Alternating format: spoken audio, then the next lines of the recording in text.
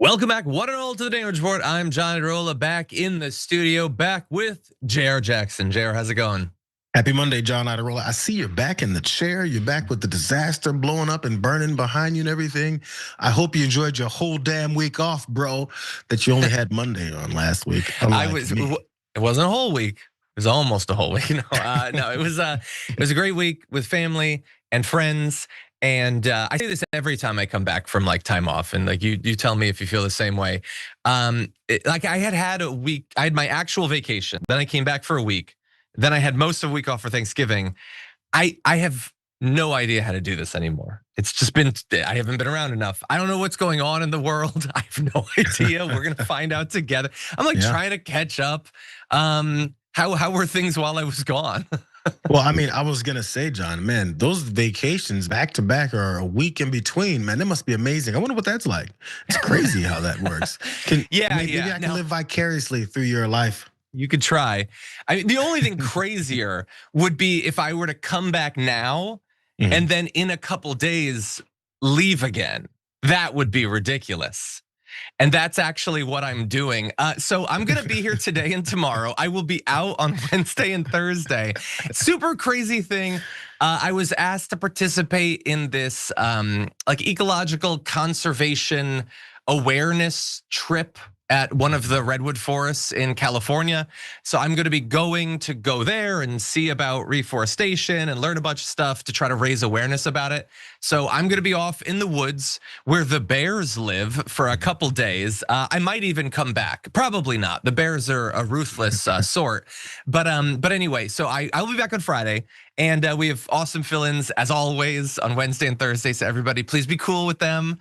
And I apologize. I promise that at some point, I'm not gonna be like the Brock Lesnar of TYT. I should probably have said Roman Reigns. I was just gonna say, there should be other reasons you don't want to be the Brock Lesnar. Yeah, I don't want to be, multiple reasons I don't want to be the Brock Lesnar of TYT.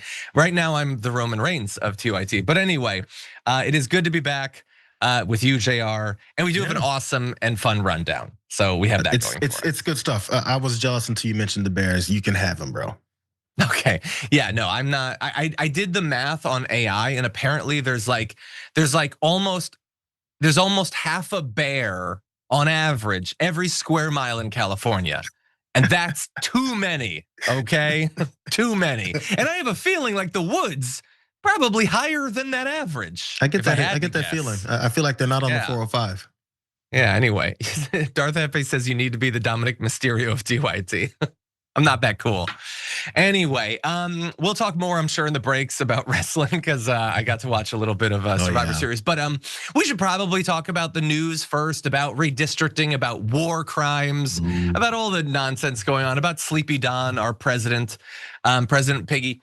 So anyway, with that, hit the like button, share the stream, send us your comments, your tweets, your super chats. And with all that said, Jayar, are you ready to do this thing? Let's do it, bro. Okay, let's do it. Let's start off with this. Donald Trump's brain is falling apart at like kind of the worst time for both him and for Pete Hegseth because they've been accused of potentially committing another war crime. And this right here is the best defense he was able to come up with against those accusations. Can you talk a little bit about the strikes and the controversy around Secretary of Defense Pete Hegseth? I don't know anything about it. He said he did not say that, and I believe him 100%. So you don't know if there was the second strike to kill the two men after they ran through the first strike? He said he never said. Would you be okay with that if he did? He said he didn't do it, so I don't have to make that decision. Oh, he's a strong, I don't know anything. I don't know anything about anything. Why do you ask me questions? I don't know what's going on and I'm very scared and confused. I don't know anything. Also, I had a conversation with him about it. Know why you would have the conversation about it with him if you don't know anything about this. But he had the conversation and Pete Hegseth, obviously known for truth telling, he says he didn't do it, so that's fine. I mean, why would I, as the president, why would I look into it beyond that? I just believe people accused of crimes when they tell me they didn't commit it. That's certainly how every other part of my administration runs. I'm not gonna actually like look into the reporting, ask the people involved in the decision, the other people. Why would I do that? I would just trust a guy like Pete Hegseth because, while libs like John Iadarola might disagree with him, he's obviously an upstanding, a very serious person. And you can tell that with the social media activity that Pete Hegseth was engaging with in response to this news that they committed this war crime, which we'll give you all the details for. But first, the memes. Yeah, no, I don't think AI should exist. When you see this image, you'll probably agree. This is what Pete Hegseth posted. Franklin targets narco terrorists. You see, he's hanging out of a helicopter and there's these boats loaded down with verifiable drugs and guys with guns. Obviously, the vast majority of the strikes that we've engaged in are nothing like this. It's just a boat that we blew up with. But what if it was a cool adventure and we got a rocket launcher and we do this or whatever, and then we blow it up? Of course, he is facing allegations that he murdered defenseless people. So kind of gross, doesn't inspire me to want to just trust his word on this. But let's get to the actual reporting. So international and US law prohibit the intentional targeting of defenseless persons. Okay, so that would apply in the case where you've sunk a boat that you say is carrying drugs, and maybe some of the time it even is, and then there's just people floating in the wreckage, and then you say, kill those people. You're not actually legally allowed to do that. I mean, none of this is even happening in a war anyway. All of this is illegal. All of this is outside the bounds of sanity, let alone international law. But even then, you've sunk the boat that you chose not to just capture. You can't just murder the person, right? Well, that is evidently what Pete Hegseth did. The Washington Post reports multiple sources saying that Hegseth ordered to, quote, kill everybody on an alleged drug boat in an early September attack, which reportedly required 2 strikes after an initial one failed to kill all on board. So they hit the boat 4 total times, okay? Twice to try to blow it up, which they did. It was probably never gonna be able to make it to the US anyway. And after it's been blown up, it's never going to. And then they're like, there's people alive.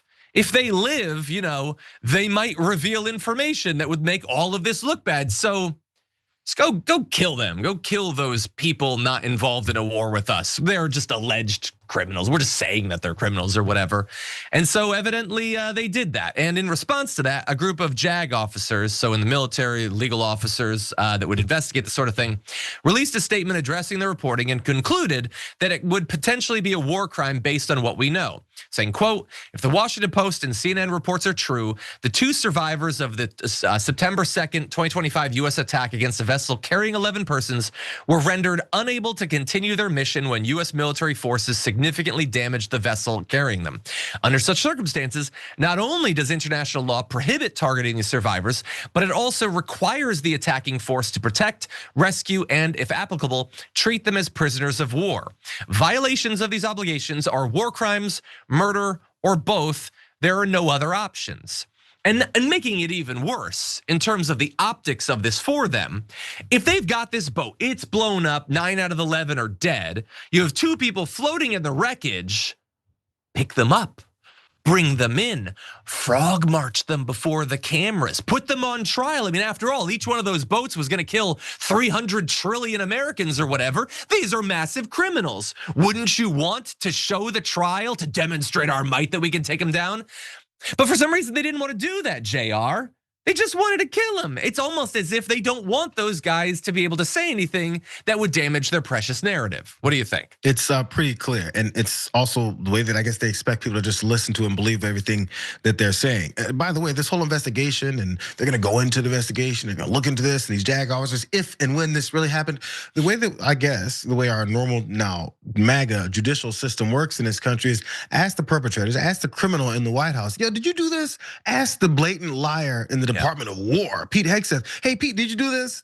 And he goes, no, why would I do that? I mean, I only bragged about it. Donald Trump only said how much he's killing fishermen. Everyone in this administration has been celebrating and complaining about all of these folks. In fact, what Trump Jr., maybe even Eric Trump, all these losers have been talking about how they can't wait to see more blood splatter all over the ocean because that's awesome. But no, we didn't do any of that stuff. So therefore, the investigation is concluded and we believe them because they said they didn't do it. That's what I'm waiting on is the next step, and we're supposed to just move on and not see any of this happen. By the way, John, they've already normalized this process by just acting like and saying that this thing that they're doing, whether or not people disagree with it or not. Well, like some people say that, we have a potential war going on here. What some are saying that? We're looking at the people declaring war without the normal processes for declaring war and say they're just killing people. And when those things get dispelled, they just move on to the next disaster.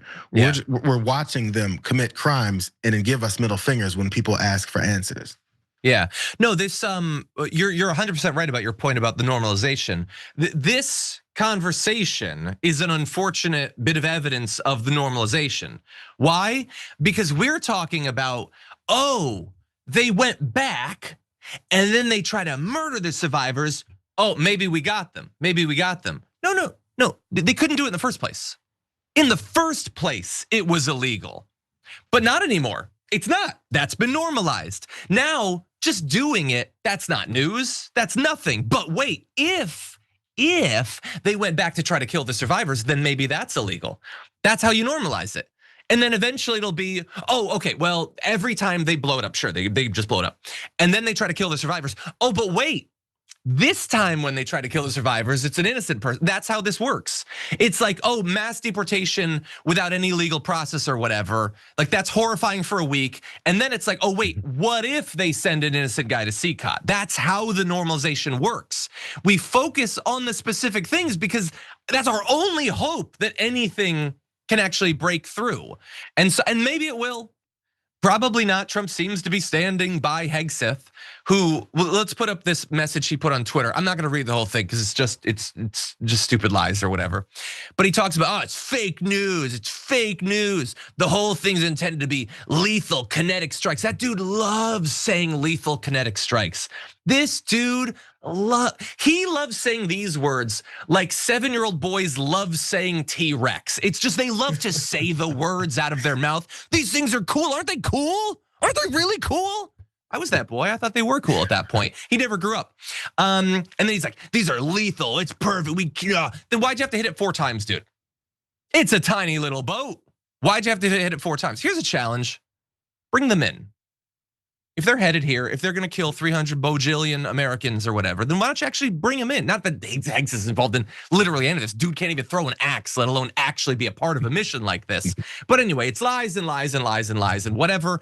I hope there's an investigation that actually matters. It won't happen probably during the Trump administration, but whatever, investigate him afterward. Haul him away, lock him up. Lock him. If the dude loves lethal stuff so much, he's a murderer, evidently, based on the allegations. Maybe he'd like to see some kinetic strikes. Anyway, let's move on to the other thing that has been normalized in this, which is, can we just see if like literally anybody will take this seriously? Okay, so let's look out into DC, see if anybody else is gonna take this seriously. Okay, Pete Hegseth and Trump are under a little bit of pressure after reporting revealed that they were not only illegally blowing up ships anywhere they find them and just calling them terrorists or whatever, but then going in a second time to murder the survivors. And so some Republicans seem a little bit squeamish about this. Not necessarily, not all of them. Let's take a look at a few. This is Republican Representative Mike Turner. Both the chairman of the Senate Armed Services Committee, chairman of the House Armed Services Committee, and ranking members have opened investigations. Obviously, if that occurred, that would be very serious, and I agree that would be an illegal act. That is not the legal opinion or the information or the legal justification. The acts that have been described to Congress that are being undertaken in this, there are very serious concerns in Congress about the attacks on the so-called drug boats down in the Caribbean and the Pacific, and the legal justification that's been provided. But this is completely outside of anything that has been discussed with Congress, and there is an ongoing investigation. Huzzah! Okay, well that's something. Look, that's better than nothing. He could have just gone on TV and be like, I don't know, Trump said it's fine, so I guess it's fine. And now, evidently, there are some GOP senators that are going to be working with Democrats to investigate these allegations. GOP Senator Roger Wicker is the chairman of the Senate Armed Services Committee. Democratic Senator Jack Reed are going to be doing this investigation. They put out a joint statement. Okay, that's good. Remember, by the way, Pete Hegseth barely made it through the vote. It's not like it was an easy thing. He's a ridiculous clown of a person to put in this position. So who's surprised that this guy would, I don't know, add reporters to a signal chat and then just like tromp around the Pentagon and be like, just kill him, whatever. He's not a serious person. He could be violating these laws. He wouldn't even know anything about it because he's not actually qualified. He hasn't lived in this world. It's not his base of knowledge. But of course, ignorance of the law is no defense against the charges. So we'll see how that goes for him. But let's go to another senator. This is a Senator Markwayne Mullin. If they do find that the defense secretary gave an order to eliminate people who are already injured on a boat, which a lot of legal experts say is illegal. Mark Kelly was just here and he said it's potentially a war crime. Should Pete Hegseth face consequences? Listen, you're once again making assumptions that's not even kind of accurate, I don't believe. All we're doing is talking about an assumption. This hasn't been proven, it hasn't been said it was actually true. And as far as Mark Kelly, what he says, Mark Kelly is saying the most ridiculous things I've ever heard right now. He's encouraging men and women in uniform to question the orders of superior officers. He just got in saying that the president was racist because he doesn't like brown people. Yet I sit in front of you as a Cherokee Indian, and I'm very close friends with the president. No, I don't even want to. I don't want. No, you're not going to get me that way, Markwayne Mullin. That's not what this is about. I want to engage with that, but I'm not going to. Okay, so what's his response? Hey, you're just making assumptions. No, she's not. She's proposing a hypothetical. The hypothetical has assumptions based into it, but we're not saying we believe those assumptions. We're saying if it turns out that was true. So Markwayne Mullin, as we've become so used to with him, is such a tiny little precious baby boy that he doesn't have the bravery, the cojones to engage with a hypothetical. If you were to say, if it turns out that's true, he should face consequences, that's not you saying you believe that it's true. But he doesn't have the balls to actually admit it. And then, by the way, okay, so the conversation is, there's allegations from multiple sources that an illegal order to murder defenseless people was given. And he says, that's assumptions, let's set that aside. By the way, this Mark Kelly, he's saying these ridiculous things about how illegal orders are gonna be given. That's what we're talking about. You guys were freaking out a week ago being like, how could you possibly assert that an illegal order would be given? We're in the middle of a scandal about exactly that right now. We don't look crazy, you guys look crazy. Jayar, what do you think? It's pretty obvious. Markwayne Mullins is the same guy. I just want to remind people every time. He's the same guy who was cowering in the in the Capitol on January 6th when all of Donald Trump's MAGA people were running up there ready to kill anybody that they felt was against Donald Trump and his march towards the monarchy. So let's get out of the way first of all. Markwayne Mullins is a coward. So in keeping with that same theme of who he is a coward, he's gonna go on TV to kiss Donald Trump's ass and act like what is that we saw is what we are seeing. By the way, just to make specifically what he said, he goes, well, Dana, you're over here talking about making assumptions about things that aren't even accurate, I don't think. How is it that you don't think things are not accurate and that's somehow the measure that we're gonna base something on being accurate? He said that aren't accurate. That's a statement of accuracy that I don't think. Well, that's now your opinion, bro. You're cowardly, sorry ass opinion. So he goes on to talk about how he's trying to cover this whole thing. This is the way they speak. It's the reality that we're seeing is not the reality, I don't think. Well, you have a horrible track record. You're a liar, you follow behind another liar. And the main reason how about this? I think it is accurate, Mark Wayne. You know why I think it's accurate? Because Donald Trump celebrated killing fishermen. Because Pete Hegseth said we're gonna keep killing random people. Because every time everyone's looked for some kind of evidence behind this stuff, you guys have said we don't have to do this, we just murder people. I'm basing it off the fact that you guys said you're killing people, and now that this report says that you're killing people that don't deserve this kind of extrajudicial murders, I think we can believe that you're killing people because you keep saying that you're killing people. Why are we having this discussion? This is so weird to me. Why do we keep having a debate of what is that they already admitted to, that they've celebrated, that they've said is wonderful, like with no evidence behind it? Why are we acting like it? The next step now, we should be debating and arguing whether or not you get to be the fascist in the White House who openly murder people with no war declared, with nothing else talking about why you're doing what you're doing, except for your promise that we promise all the things that don't make sense actually make sense. That's the basis for their argument. When are people gonna start getting arrested? Why are we discussing things with criminals? It's time to start arresting them. Yeah, 100%. Super fast. Can we put up Pete Hegseth's tweet just for a second, just to prove Jayar's point? Just for a sec. His long ass. No, sorry, not that. That was funny, but no. The graphic 4. If you were to zoom in and you were to read this, he says the report that they finished off the survivors is fake news. The entire rest of that message, nowhere does he say we didn't finish off the survivors. Nowhere does he say we wouldn't finish off the survivors. It's like your fake news. You can come back to me, sorry. Your fake news, we're highly lethal. Oh, I'm gonna kill him good. Biden cuddled him, I kill him. How dare you say that I did that? I'll kill them. You didn't say that you didn't. You called it fake news. That doesn't even mean anything when a right winger says it. He doesn't deny the specifics there. And they're responding to specific reporting. If they don't deny it, I'm going to accept that as an admission that it's true. Their defense is you're not gonna do anything about it. Let's be real, that is the only defense offered here. Trump says it's cool, I say it's cool, we can do whatever we want. And that's their approach from everything to building permits for the East Wing to murdering people in the Caribbean. It's I dare you to imagine, let alone act as if you live in a world that is governed by laws of the Constitution. I still want to live in that world. The question is, do enough people with actual influence and authority actually, are they gonna live like we live in that world? Anyway, we need to take our first break. There's a lot more to get to on the other side of this.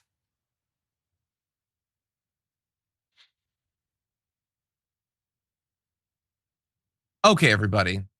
Producer Mike, we were 30 seconds early, ending the A-block. Nice. Anyway, how's it going, everybody? Welcome to the social break. Let's see what's going on out here. Red Death, thank you for being a member. Cedia Norse Dog Dad gifted a membership. Super nice of you, thank you. I Like Cookie has been a member for 49 months, says just don't be the Hulk Hogan of TYT. No, I don't want to be the, I don't want to do that. Okay, Muad'Dib, member for 10 months, says, bro, I tried to eat an entire bundt cake on my own. Not possible. We got Johnny Chestnut over here. Also, sick sweater on JR. Nice. What is that logo, by the way? It's my Rams who lost to the lowly Panthers this week. Don't talk to me, Mike. Don't talk to me, bro. His Bills won. Okay. His Bills won, even though they shouldn't have. Oh, my mom described. I didn't know that's who they were playing. My mom described it as a big blowout. Something. Yeah, I mean, well, the Steelers suck. Anyways, I'm saying these are all side sports ball comments. Yeah, we're gonna talk about sports. It should be about, I don't know, John Cena or something. James Swigton, thank you for being a member, much appreciated. Ali Patold sent a membership, super nice of you, thank you. Ali also said in the chat, John's t-shirt looks comfy. Thank you. Actually, we're doing like a limited like partnership with Quince, which sells clothes. This is one of the things I got, and it is actually very comfy. I'm very, very comfy in it. Anyway, over 9,000 says in the members' comments, you got it, JR. The new normal this administration is, quote, facts don't care about your facts. 100%. They just declare that the facts can't possibly be true, but don't actually rebut any of the individual facts. Okay. The Masked Fokker, member for 58 months, says a dinghy doesn't seem the most efficient way to move drugs. That's gonna take a while. They just wanted to play video games with technology. No, they want to every 3 days have a report that we blew up terrorists. It's like for right wingers, it's free good news. It seems like good news. If you don't think of them as people and you don't think about the fact that most of them are probably innocent of any crime, then it seems like it's good. And so maybe it's fine that prices aren't coming down.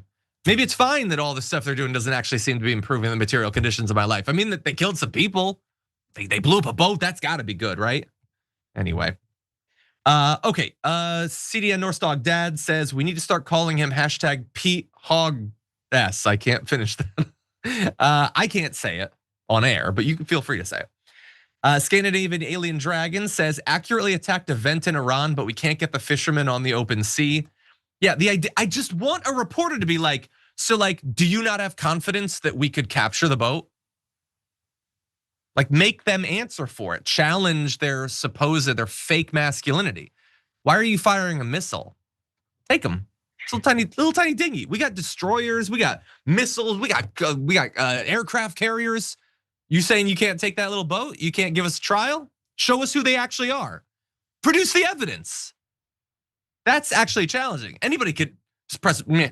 I did it for years in Call of Duty, Battlefield, GTA. I could press a button. Come on, Pete, do something difficult. Anyway, let's see. We have 34 seconds. Okay.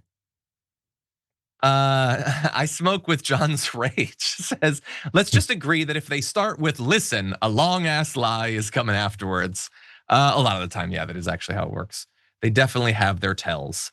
And Cabbage says Trump should pardon Hegseth now before we actually found out he did do it. No, I think we're gonna get to that phase where they're just like jokingly pardoning each other for everything that they do.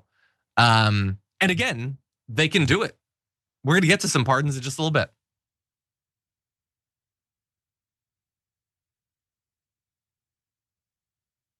Okay, everybody, if you're just joining us now, please hit the like button as we jump into more news. Donald Trump has already, in his first year of his second term, pardoned a lot of outright frauds and con men, even insurrectionists, just sent them out there to commit more crimes and possibly try to overturn our government once again. But his latest pardon is making even like people in the media, I feel like it might be a little bit radical this time. He announced that he was going to do it in this Truth Social post. We're not gonna read the entire thing. A lot of it is just about how he has a preferred candidate in the upcoming Honduran election. And that's its own big issue, which I'm sure we'll end up talking about God knows what they're gonna do, a business coup, whatever. Anyway, the part we wanna focus on is this, where he says, additionally, I will be granting a full and complete pardon to former President Juan Orlando Hernandez, who has been, according to many people that I greatly respect, and no, this is a real conversation, I'm not just making it up, treated very harshly and unfair. This cannot be allowed to happen, especially now after, and then he just projects that his preferred candidate is going to win the election. Why he needs to pardon a guy if a guy that he likes wins it makes no sense whatsoever, but that's what he's saying. So anyway, why is this extreme? Why would it be an issue that he's pardoning this ex-Honduran president? Well, take a look at this, an interaction he had with the media about it. You've made so clear how you want to keep drugs out of the US. Right. Can you explain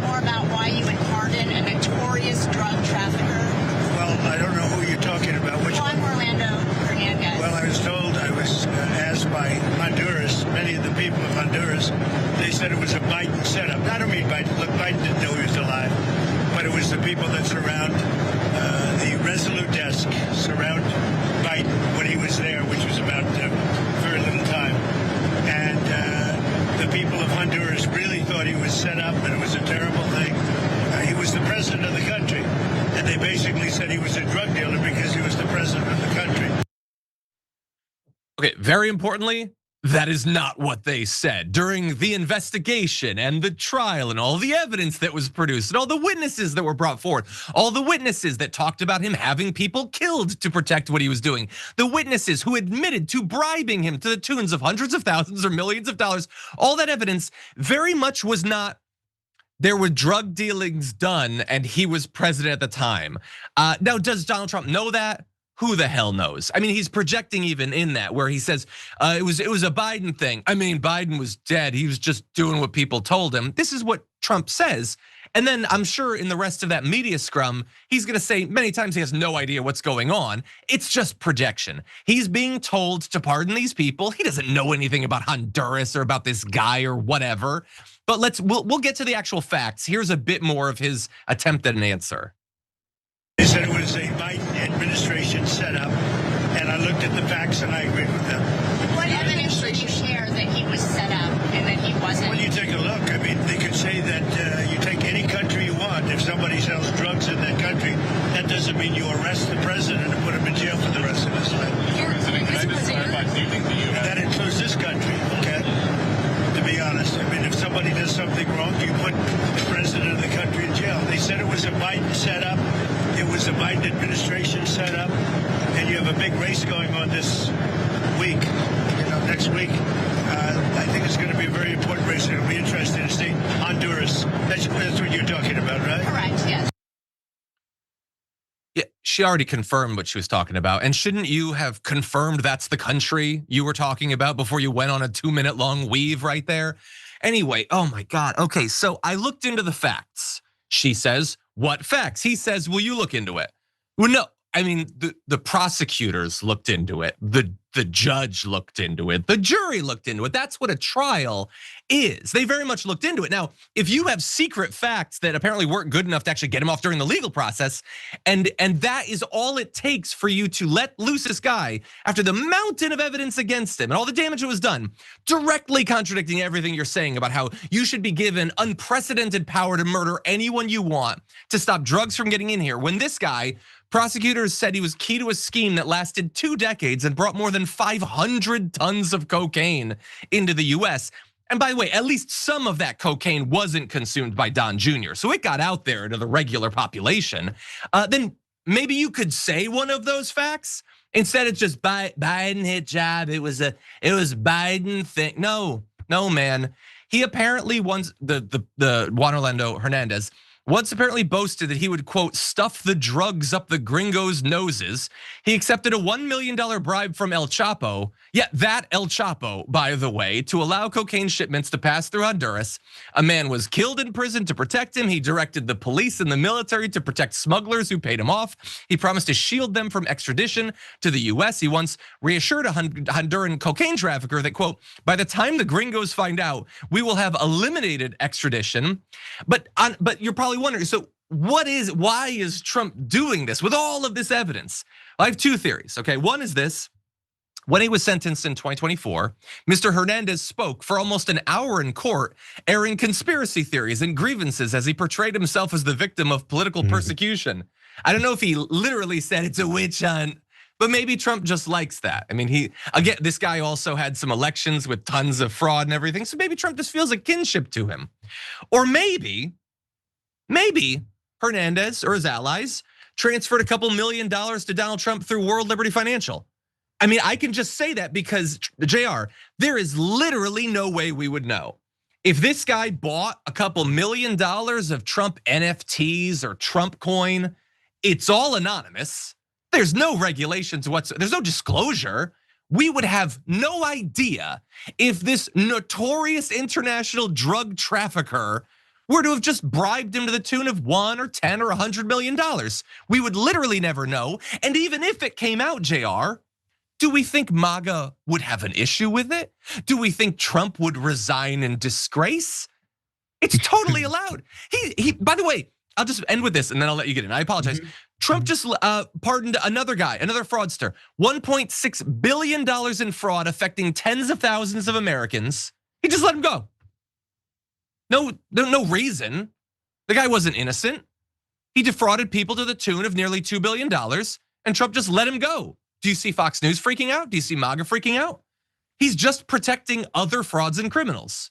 Sorry, what do you think? Yeah, it's fine. It's what criminals do. This guy's a 34-time felon sitting in the White House. The whole idea, he's a mob boss. The whole idea here is to continue to work with other criminals and make sure that everyone stays afloat. He doesn't have any morals, no principles whatsoever. Everything is based in who can do something for me. That's literally how he operates in everything. I'm not sure if you're gonna get to Russia, but that's a big one. It's all it is it talks about is how he needs to scratch someone's back and then they scratch his back and then afterwards he screws them over when everything gets put out in the front.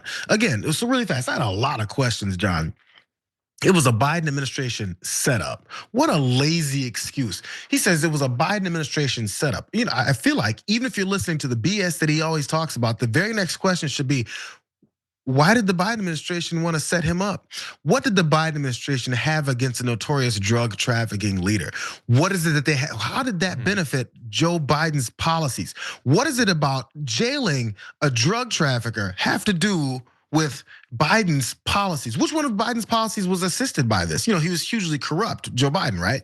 So after that, how does this help him out? Also, these people that told you to release him, what benefit do they have in telling you that? Since you have no idea, you just told us you have no effing clue what you're doing. So what benefit do they have? Who are these people? Why should these people be anonymous if they've told you to release this guy who has all this mountain of evidence on him? Who vouched for him? Why did they vouch for this guy? There's so many questions that he could answer if someone would just ask him the questions, and it doesn't even have to sound like you're trying to corner him. He's cornered himself. He's a criminal. He's a criminal in the White House who does things like this. He's apparently weak and knows nothing that's going on. Does he have dementia? Does he not know what's happening? Is he sleepy freaking Don? What's going on with this guy? And he's the one, by the way, there's last excuse. I mean, just because he says that, you know, a leader of a country that has drug dealings happening, they claim that he was a drug dealer. That's what this administration does, isn't it? Aren't they talking about how they're gonna go and dismantle and get rid of Maduro because of all the illegal actions and things that he's doing? How is it that suddenly the problem is that Joe Biden was getting rid of a leader of a country because drug dealing was happening there? Nothing, literally nothing they say makes sense. And you only get to that conclusion if you ask a couple of curious questions, like why? Yeah, well, and maybe he didn't want those questions, which is why he just rambled and rambled and rambled and rambled to stop that, so that he could then finish and then move on to another person. Maybe. By the way, I'm just gonna close by saying, you know how like the right was like freaking out, like how dare you say we would give an illegal order, and then oopsie doopsie, it looks like Hegseth was doing some illegal orders. In his defense against that, Hegseth was like, we kill drug traffickers. The Biden administration coddles them. He tweeted it, they coddle them. As Trump is going to pardon and release, no consequences whatsoever, a notorious drug trafficker. Who exactly is doing the coddling here? It looks like Biden wanted to lock him up. And by the way, if you look into the full history of this, lots of people don't end up looking good when it comes to this guy. Trump in his first term was super nice to he's now the ex-president, he was the president then. Biden previously had said some nice things about him. Obama had said some nice things about him because he's the sort of leader that they want in office.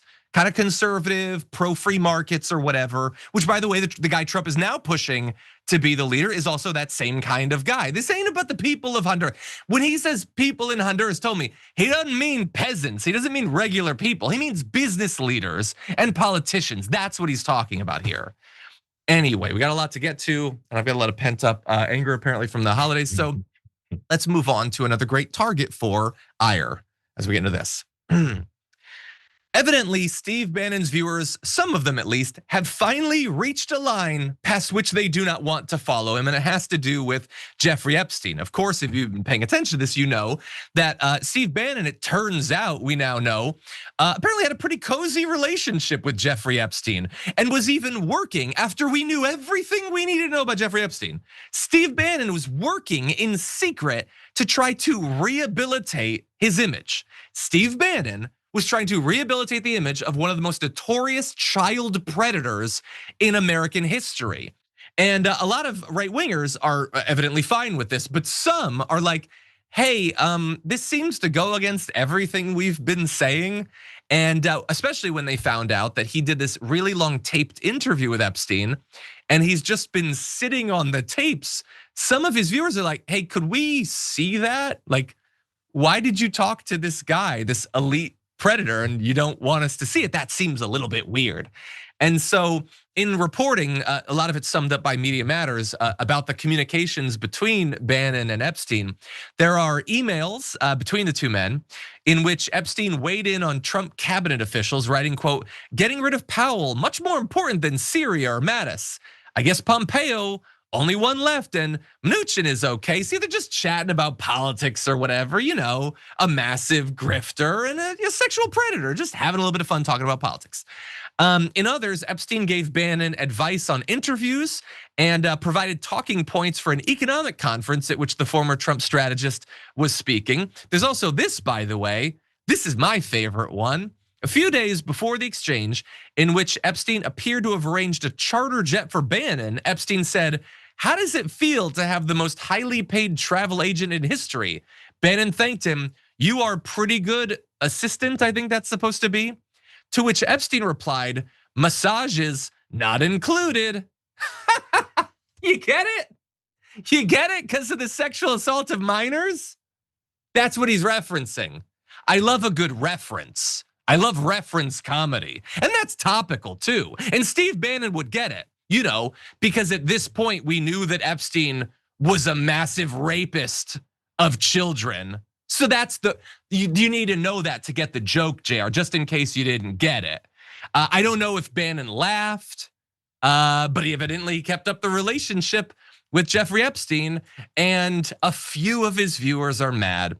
One tweeted, so Steve advising Epstein how to sugarcoat his depravities. I've been watching Steve for 6 hours per day since 2020. I'm so done with the MAGA whisperer. Hypocrisy is not only Democrats' disease.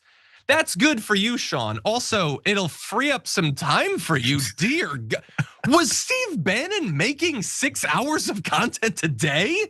Geez, no wonder his body is decayed. Dude, take a break. Look up wellness. Anyway, Spring said, this is something I would very much like Bannon, my strategy guru, to answer. I know he does his own thing and literally talks to most, but what's with Epstein? What was he hoping to gain? And another person said, I'm a Trump voter and supporter, but Bannon, you're a fat pedo lover. You defending Epstein is disgraceful. So look, I wish that was the majority. He shouldn't have an audience, JR. When it's revealed that you're chit-chatting with Epstein, how are any of them still supporting him? What do you think? They can't even go with this whole thing of talking to anyone, which one of the people tried to go ahead and write off. I mean, I know he talks to everyone. I know we have our expansive conversations with murderers, rapists, and child sex traffickers, but mentioning massages maybe crosses the line. Their brains are really pushing the limits. Like, I'm totally cornered. It's a dark, deep corner of following these guys for 6 hours a day. By the way, John, I go over my stuff more than 6 hours a day. I'm like, man, I'm so tired of listening to this guy, JR. I wish I didn't have to edit him any further. But still, these guys are finally, I mean, it's a slight turn. And as long as you distract them by tomorrow, they'll forget about that slight turn that they had. The issue they have with child sex traffickers and mentions of massages. Don't forget, really fast, Steve Bannon is the same guy who was on stage talking to a bunch of supporters and was basically worried about upcoming elections. If we lose this midterm election, if we lose any other presidential elections, I'm going to prison, he says. I'm going to prison, along with 4 other guys that he's got to mention because they're criminals. You know what, John? Yeah. I remember when I was in support of any other presidential candidate winning, and I was talking to friends, I didn't say, man, I'll tell you what, if Obama doesn't win re-election, I'm going to prison. Yeah, you did say that a lot. It was starting to get weird near the end there. Yeah, that's true. Okay, I'm gonna end with this. I'm gonna pose a hypothetical. Don't get triggered, Mark Wayne Mullen. It's just a hypothetical. Let's say you found out that I had been engaging in a long-going online conversation with Bill Cosby. And Bill Cosby at one point was like, "Hey, John, so we're gonna go clubbing. Bring your own pills. Please tell me you would stop watching the show." Anyway, with that, we're going to take a break. We'll see what long-term damage, if any, this does to Steve Bannon. But we need to take a little break. We'll be back with more news after this.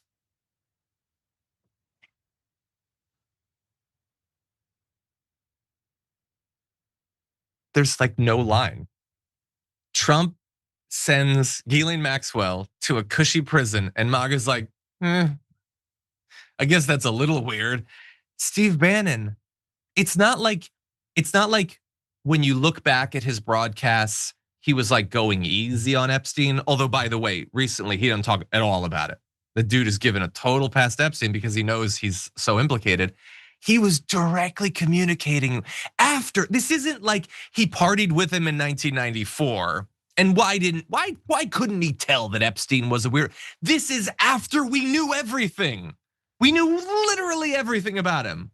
And Bannon's like, how can we repair your image? And 5% of his base are like, I don't know about that. God damn, these cults are so durable. Anyway, let's jump into some comments. Okay, next TYT reporter says, I love TYT, and I don't even watch anywhere near 6 hours of you guys a day. Yeah, I don't get watching, like, what do I watch 6 hours of a day? I don't know. I binged some of the Squid Game reality show over the Thanksgiving break, but not 6 hours. I don't even get being able to make it. Like, people are saying like Hassan makes 8 hours of content. I don't understand how you can do that either. I would lose my mind. But don't watch Steve Bannon for more than 6 minutes a day, just for your own sake. Anyway, Adam Kreisman has been a member for 15 months and says, haven't been able to watch lately because of work, but glad to be here on a Monday. Thanks for being a distraction in this bizarro world we live in. Thank you, I appreciate that. Neil Whittington says in a super chat, hey, John and JR, MAGA equals morons are governing America. It does feel that way, that's for sure. Ian says in the members' comments, so Trump killed people for bringing drugs in our country, but pardons a drug trafficker. Bingo, 100%. Embedded Dude says, are you using logic again, JR? You're so woke. 100%.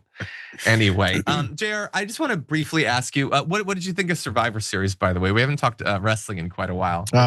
Survivor Series. It was, the War Games setup is kind of like, I can see it coming.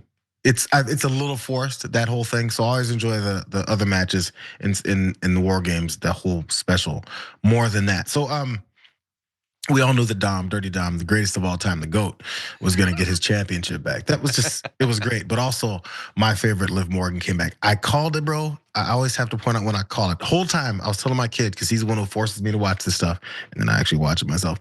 I then say, I told him, I said, I have a feeling, man, the only way he's gonna win this, Liv's gonna come back. I said it once. I didn't see it coming. And honestly, if it was up to me, I would have waited for Royal Rumble. I would have her be like 30 or something. I'm glad that she's back, especially because I feel like they need her to go against Stephanie Vaquer. I think that's gonna be the next thing, which could be good. We'll see. I really like Liv. We'll see. I also wanted her to come back as a babyface, but evidently we're not gonna get that. No, what's wrong with you? I know, I don't know. So boring. She's good. We already have a lot of heels though. Like Becky Lynch, by the way, is just such a great heel. Exactly. And I will just say it is a very funny thing to be able to say that Roxanne Perez pop rocks to John Cena. It's so weird. I didn't think it was gonna work. So weird. No, I didn't think either of them would be capable of making that happen, but it was pretty awesome. Roxanne Perez, by the way, in a couple years is gonna be one of the top stars. I think she's great. Anyway, and people are talking about Becky Lynch crashing out on social media. She's doing it. She's basically become Trump recently, and it's very funny. Anyway, okay, we do have a lot of other news to get to that doesn't involve Liv Morgan's return or War Games or anything like that. So let's do that now.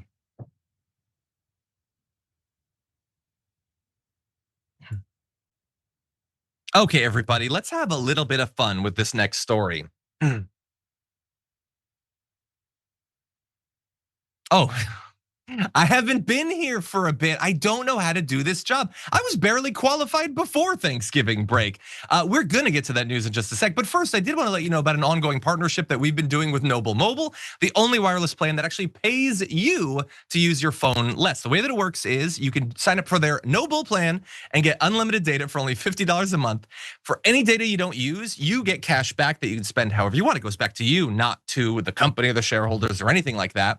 And so if you want to take control of your data and some of your time and more of your money, you can switch over. People who do say they save on average about $500 to $1,000 a year on their phone bill.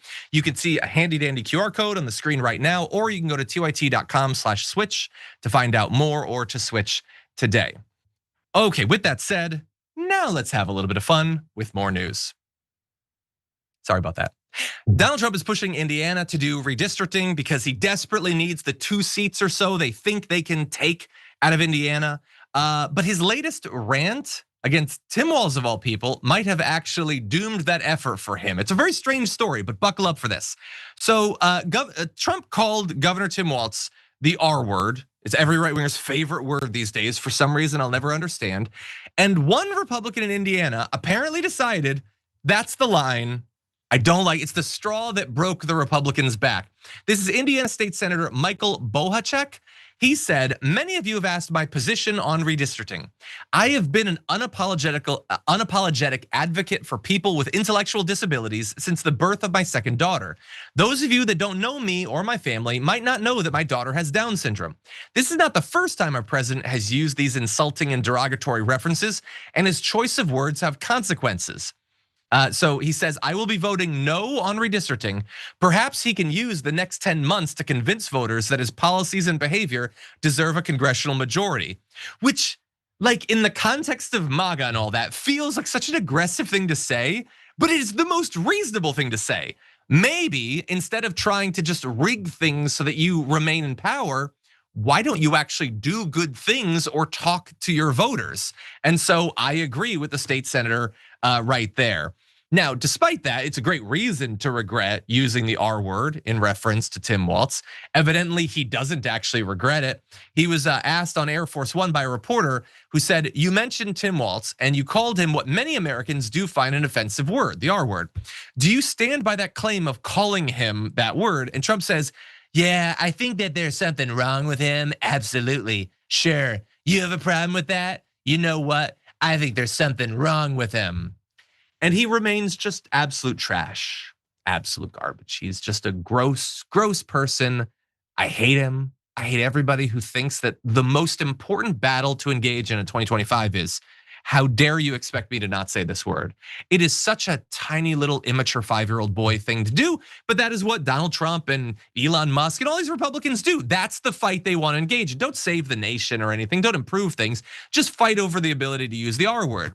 And I love that that might have turned a vote against him, JR, and he might not get his redistricting thanks to that. What do you think? What's this guy's name again? Sorry, That's Michael Bohacek. Michael Bohacek. Okay, Mike. Principled stance, right? Suddenly he's so principled. He's talking about how Donald Trump did this, and now because it affects his family and his daughter, now he's willing to vote against him on redistricting. Yeah. And then going on to admit what this redistricting fight is actually all about. It's about having the lack of any kind of principles or any kind of agenda or anything that actually does anything that American people would actually like to benefit their lives that they pay for. Suddenly he understands that he's just trying to redistrict because he can't convince anyone to vote for him. Did Mike know all this stuff before when he's kissing Donald Trump's ass? Did Mike know and follow all this when Donald Trump was saying other things, which Mike said is the problem, that this isn't the first time he's gone after folks? So why is it that the last 800 times he went after people, Mike was cool with it? Until it's his daughter now. And somehow redistricting wasn't a problem for the basis of having no agenda.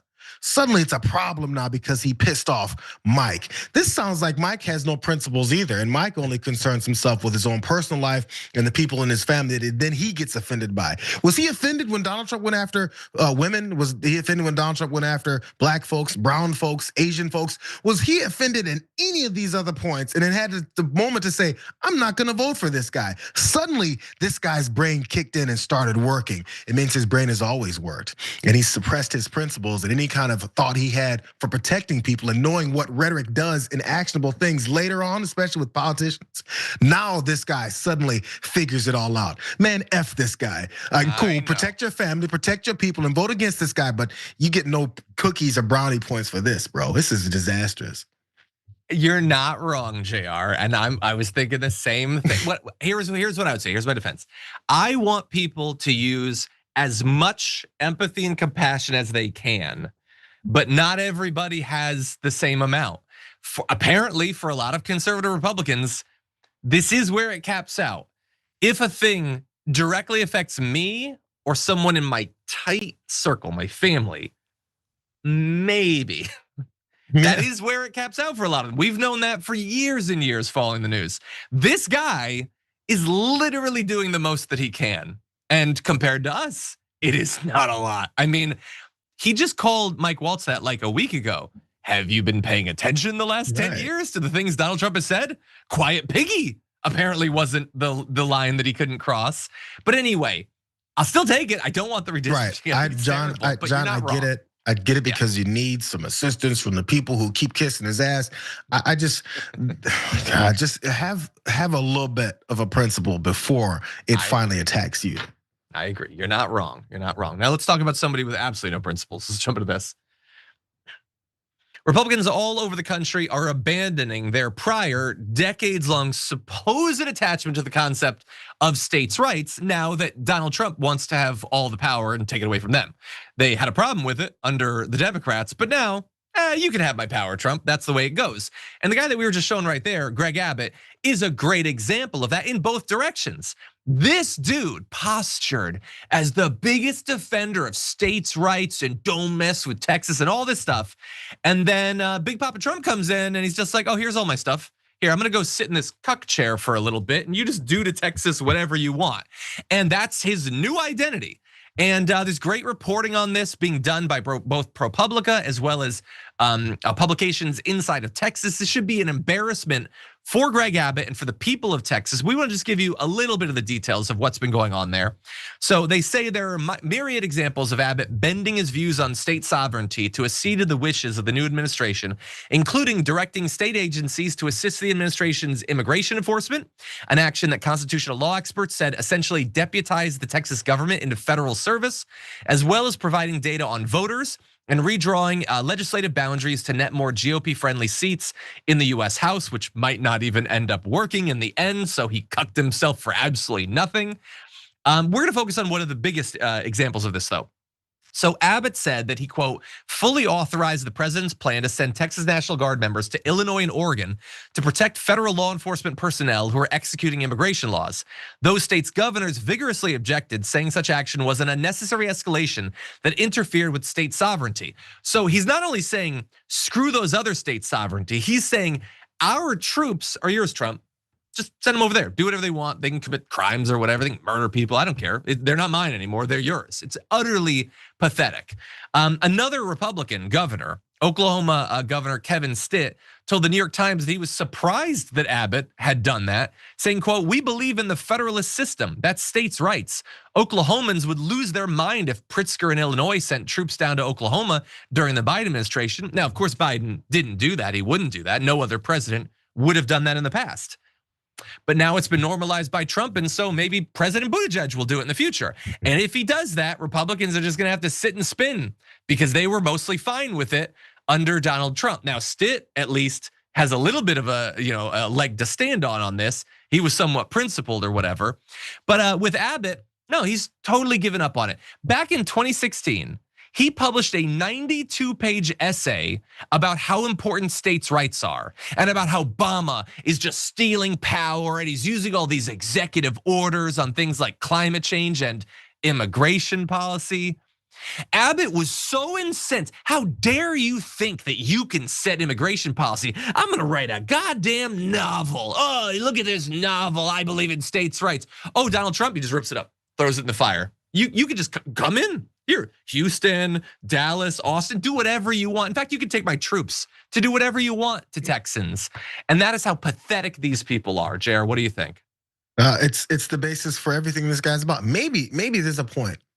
Maybe there's a point when Greg Abbott will get upset because Donald Trump will have another derogatory thing to say about folks with physical disabilities, folks that are in wheelchairs, maybe accessible things for people in the handicapped spaces. Maybe things like that will finally piss off Greg Abbott because, of course, this is again only about themselves. Whatever Donald Trump has on Greg Abbott or whatever he's promised him and rubbed him under his chin enough, it's enough to get this guy to completely abandon his state. I feel like there should be some kind of like rule in place or some kind of mechanism when a governor of a state, essentially the president of that state, completely abandons his state and gives it off to someone else and says, here, do with them what you want. Because again, everyone in the state of Texas did not vote for Greg Abbott, but he still represents them. So for him to abandon everything about who they are, their protections, and everything that they deserve to have, I feel like there should be some kind of an uprising against this guy for abandoning the folks of his state, including the folks who voted for Donald Trump, because he's screwing them over too. There was that whole flooding that happened, I think it was in Texas, and the families came forward and talked about the disasters and the things that they lost through their children in this floods that they just blew off, tossed more middle fingers at and said, who cares? It's just your kids that we're talking about. He doesn't care about any of those folks. And if they're gonna complain about National Guardsmen getting shot, maybe they should start talking about where they're sending them and who they're giving them to allow for these types of actions to happen to them. I know, we're not supposed to understand where these things come from. That is a great point, guys. We'll let that be the final point. There's more to come on the show in the aftermath, though, including a lot of fun. Sleepy Don is a narrative that Donald Trump seems utterly incapable of fighting back against. We'll show you the latest evidence of it after this.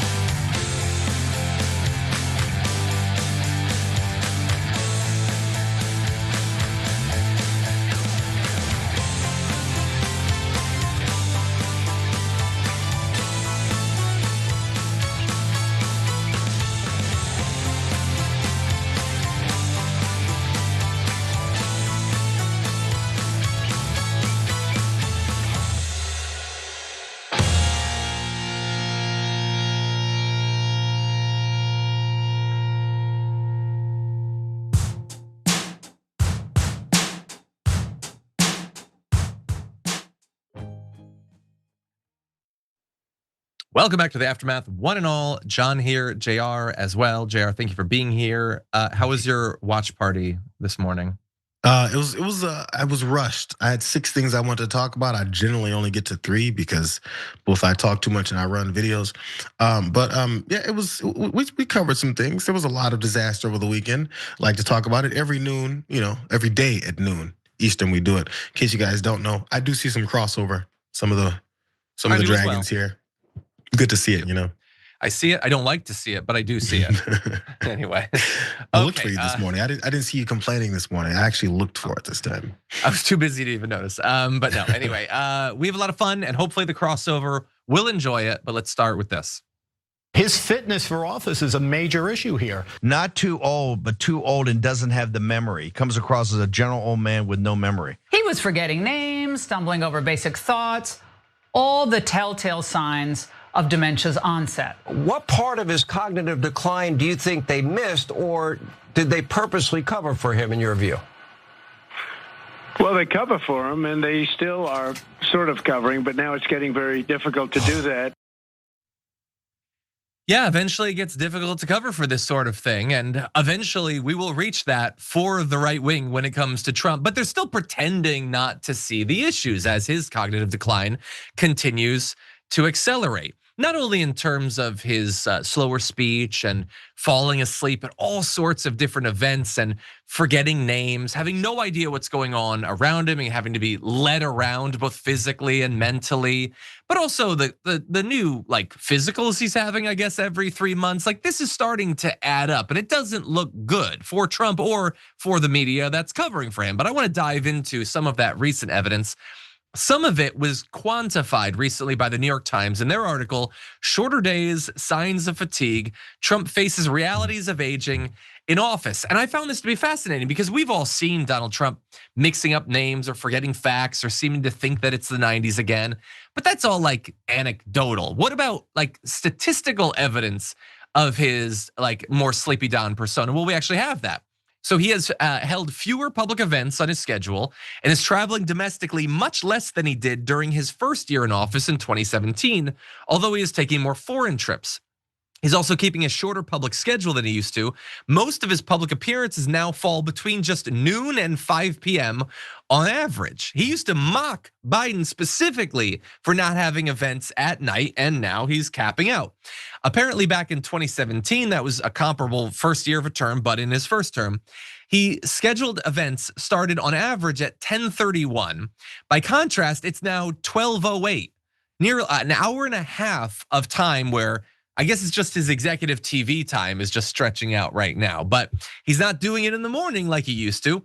His events end on average around the same time as they did during his first year of his first term. So it's not like they're just shifting things back. It's actually quite a bit less total time. And in terms of his official public appearances, they've decreased by 39%. Back in 2017, he held nearly 1,700 official events between January 20th and November 25th. For that same time period this year, he appeared in just 1,029 official events. A 39% drop is pretty significant. Significant enough that even Donald Trump had to address it, albeit with lies. He posted this saying, "The creeps at the failing New York Times are at it again. I did all this great stuff, blah, blah, blah, won the election, blah, blah, blah, blah, blah, blah, blah, blah, blah." And then all this great stuff. Stock market, I settled 8 wars or 12 wars or 30 wars or whatever it is that he did, and evidently did it in his sleep. So it's even more impressive. He says inflation's gone, which it's not. To do this requires a lot of capital W work and capital E energy, and I've never worked so hard in my life. Yet despite this, they do a hit piece that I am perhaps losing my capital E energy, despite facts that show the exact opposite. They know this is wrong, as is almost everything they write about me, blah, blah, blah. Attacks the individual reporter, wants people to go after Katie Rogers, I guess. That's a lot of fun right there. And then he concludes with, There will be a day when I run low on energy. It happens to everyone. But with a perfect physical exam and a comprehensive cognitive test, that's the dementia test that he took. It's not like an IQ thing. It was aced, just recently taken. It certainly is not now. Blah, blah, blah. So a little bit defensive right there. But the reason he's responding to it is that there's just a lot of stuff out there that doesn't look good for him. This was recently making the rounds on social media. This is Joe Biden looking like he's having fun out at lunch or something. God, I don't know what kind of shape he's in, but Trump is, he's a picture of health right there. He's been doing P90X, I think. But anyway, in terms of cognitive health, some people notice that his recent attempts to like brand things and name things aren't as sharp and witty as they once were. He posted this on True Social. There is a new word for a Trump Republican, which is almost everyone. Great policy is the key. Yeah, everybody loves his policies these days. Is it Tepublican or T-Publican? No, that's what? That's terrible. That's what you've got? You gave 2 tries and they were both bad? Not just me saying that. The cultists in his replies were like, sir, you need to fire whoever came up with this. The obvious choice is Trumplican, which also sounds terrible, but is far better than what he came up with. But like Chad, Trump came up with it. If you want the person who came up with it fired, it's your dude. Jayar, what do you think? I was literally just thinking that every time they have to admit something he does or says is ridiculous, they have to then blame it on some kind of staffer. The staffer who told you to post this while you're on the can apparently needs to be fired. Bro, they can't let anything land on him, even when they want to disagree with him. Sir, whoever told you to fix your face, to say the things that you say in front of cameras needs to be fired. It's him, bro. Hey, it's him. Also, if you ever need any kind of indication or confirmation that everything that's written about in this article is true, understand the fact that Donald Trump has to respond to it because it hit. He's like, oh God, it's like they called up my entire day and point out what's wrong with me. I think I need to respond, especially with that long ass post. He's really struck a nerve, and he's a little bit, his feelings are hurt when someone says the truth about him, and then he has to respond and push all kinds of propaganda and lies. That's how liars work. He has to keep the reality, the false reality of his viewers believing everything that he says alive. So he's like, man, time to lie. All I saw from that was he confirmed it. It's a problem. 100%. We gotta say, dude falls asleep constantly, and why? And again, with the projection, when he was sitting with MBS, like he was talking constantly about how he doesn't fall asleep. Other people do. They say I fall. Why are you talking about it so much? Exactly. Why are you so focused on sleepiness? You've got a murderer sitting next to you. You should be more alert than you are right now. That dude could come at you with a hacksaw at any moment. But anyway, it is an actual issue, particularly with, as I said, the medical stuff that's going on. So I want to dive into a little bit of that because apparently there's been some updates, but let's start with this. Well, here we got a guy on Thanksgiving where we spent time with our families, we ate, we played Yahtzee, we cheered for football or whatever. This guy is apparently in a room ranting about everything else. This is not normal behavior. It is not healthy. And presidents throughout time have released a couple things. They've released their tax returns, not Donald Trump, and they've released their medical records, not Donald Trump. And look, the MRI is one thing, but I think what's most concerning about this is, as your viewers out there are listening, has anyone in the history of the world ever have an MRI assigned to them and have no idea what it was for? Yeah, that is a great question. First of all, why is it being done in the first place? And second of all, why doesn't Grandpa Trump know why he's getting the MRI? He was asked about it and he didn't have a good answer. And Waltz is right. He's off having like Thanksgiving. Trump is like ranting on Thanksgiving online. He has a massive family. Why doesn't he spend any time with them? I don't know, maybe he doesn't even remember that they exist. Again, his brain is melting out of his ears. And that wasn't all that Tim Waltz had to say. Let's jump into this. It's clear the president's fading physically. I think the mental capacity, again, ranting, crazily at midnight on Thanksgiving about everything else. There's reasons for us to be concerned. This is a guy that randomly says the airspace over Venezuela is closed. He's ruminating on if you could win a nuclear war. Look, this is a serious position. It's the most powerful position in the world. And we have someone at midnight throwing around slurs that demonize our children. And at the same time, he's not solving any of the problems. So I'm deeply concerned that he is incapable of doing the job. So look, he's making some big accusations, and a lot of it is founded on the weird thing where Trump on a family holiday like Thanksgiving is doing this rant. So why don't we jump into the rant? Here it actually is. This is this incredibly long thing that Trump posted. I didn't see it when it happened because, like Tim Walz, I was spending time with my family. Donald Trump apparently had time to write this novella, and it's this long thing about country being disputed and mugged and beaten up, and he's talking about migrants robbing everyone, nothing to do with Thanksgiving, but he focuses on Minnesota. He basically says that Somalis are like wandering around as predators and everyone in the city has to stay inside because they're worried about, none of this is true. He doesn't know anything, he doesn't care. He then says the seriously R-worded governor of Minnesota, Tim Walz. So that started a whole big thing. That's why some people have turned against Trump and the Republican Party, because like Elon Musk and the other pathetic man children that make up their movement, they love this word and it's so important to them to throw it around. And now Trump is doing that same thing. To which Tim Walz replied, release the MRI results, which I think is a good response. Now, Trump is going to pretend that he'd like to do exactly that. Take a look. They asked about my MRI. MRIs are very. Governor Walz asked you to release the MRI records. Will you tell us what it was Governor for? Walz, you mean the incompetent governor was? So if they want to release it, it's okay with me to release it. It's perfect. What were they It's looking like my phone call where I got impeached. It's absolutely perfect. So if you want to hear about it or if you want to release it, you want to have it released? Yes, News Nation, failing News Nation. News Nation is doing lousy, by the way. But if you want to have it released, I'll release it. Absolutely. Tell us what they were looking at? For what, releasing? No. What part of your body was the MRI looking at? I have no idea. It was just an MRI. What part of the body? It wasn't the brain because I took a cognitive test and I aced it. I got a perfect mark, which you would be incapable of doing. That entire thing is all the evidence we need about his mental decline. Like, yeah, I'll release it. It's perfect. Remember Call? I had Call. That was good. News Nation's bad. Oh, you're not News Nation. News Nation is pretty bad, but it wasn't brain because I did a dementia test. You couldn't do it. I don't need to see the MRI. I just saw that clip. But anyway, Jayar, we're gonna discuss. There's been a development, okay? Because we knew all this going into this morning. And when Tim Walz was like, release the MRI results, and Trump said that he would, I was thinking, sure, he can release it. The issue with the MRI isn't what the results of it are.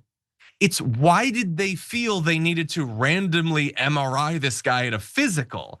That doesn't prove that they found anything, but they had a reason to want to look. That's what makes it interesting. But anyway, Carolyn Leavitt now comes out and she has something to say about the MRI. As part of President Trump's comprehensive executive physical, advanced imaging was performed because men in his age group benefit from a thorough evaluation of cardiovascular and abdominal health. The purpose of this imaging is preventative, to identify any issues early, confirm overall health, and ensure the president maintains long-term vitality and function. President Trump's cardiovascular imaging was perfectly normal. No evidence of arterial narrowing impairing blood flow or abnormalities in the heart or major vessels. The heart chambers are normal in size, the vessel walls appear smooth and healthy, and there are no signs of inflammation or clotting. Overall, his cardiovascular system shows excellent health. Okay, I don't think that generally you just get randomly MRI'd. I'll leave that to the doctors, but doctors have previously said that that's not actually a routine thing. Also, it's not your routine physical. He's doing the physicals now multiple times per year. Don't act as if it's a one-time thing, Carolyn. We know that it's not. Also, why are you reading a little bit from the MRI? Just release it as part of his medical records, which every other president has. By the way, why is it that Trump is like focusing on the MRI thing? Tim Walz also pointed out he won't release his tax returns. Why the lack of transparency, Trump? Or, I don't know. Maybe we'll get some of it, Jayar. What do you think? Yeah, it's how this whole thing works. By the way, so they're talking about dementia or cognitive decline and slowing down, as you pointed out, which is similar to what you're pointing out with that interaction with those reporters on the airplane. If this guy was 40 years old and doing this, something needs to be done. Like, this is abnormal. This is flying in the face of your normal duties in your job. You're consistent, a desire to keep trying to have fights with people who ask you very normal questions. Why is News Nation have to be failing just because they asked you a question, bro? Calm down. I feel like your emotions are getting out of whack a little bit here. Something's wrong with this guy. Again, it's constant where we're watching this. and we accept it just because it's him. Like, what is it about this loser, piece of trash? Do we have to suddenly like accept his wild swingings and his accusations at people, his hatred? It's like blatant bloodthirst hatred for folks who ask him a question. It has nothing to do with him being, how's he, 79, 80 years old? It has nothing to do with that. He's a problem. Like he's a bit of a pest now. Like no one likes him. They already said it before that they don't like him. They just got afraid of him when he gained power and like, well, I guess my position as a politician is only affected by Donald Trump being here. So they start supporting him then. Let's not forget, one more time.